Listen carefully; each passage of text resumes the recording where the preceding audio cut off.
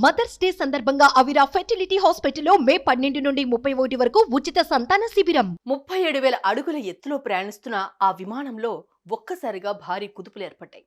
ఏం జరిగిందో ఏమో అంతెత్తు నుంచి విమానం నేల వైపు రివ్వున దూసుకెళ్లింది. దీంతో ప్రయాణికులు గందరగోళంలో పడిపోయారు. భయంతో ఓ ప్రయాణికుడి ప్రాణాలు పోయాయి. తీవ్రమైన కుదుపుల కారణంగా 30 మందికి తీవ్ర గాయాలయ్యాయి. ఇంతకీ ఈ ఘటన ఎక్కడ జరిగింది?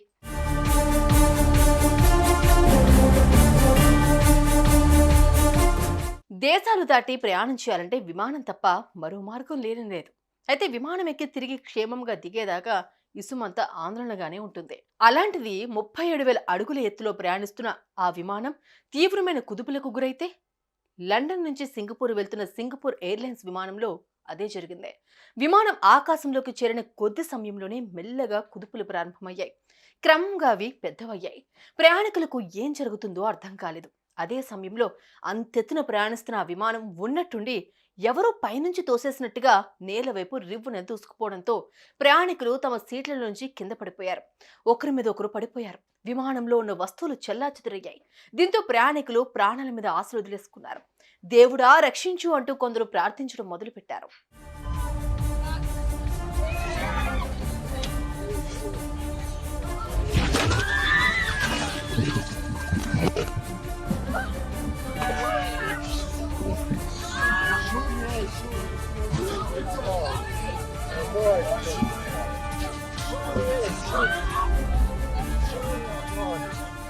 విమానం 31,000 అడుగుల కిందకొచ్చిన తర్వాత కాస్తంత కంట్రోల్లోకి వచ్చింది.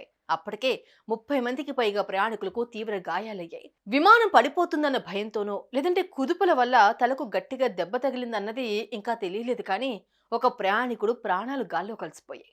ఈ క్రమంలో విమానం బ్యాంకాక్లోని సువర్ణభూమి విమానాశ్రయంలో ఎమర్జెన్సీ ల్యాండింగ్ జరిగింది. మొత్తానికి పెద్ద గండమే తప్పినట్లయింది.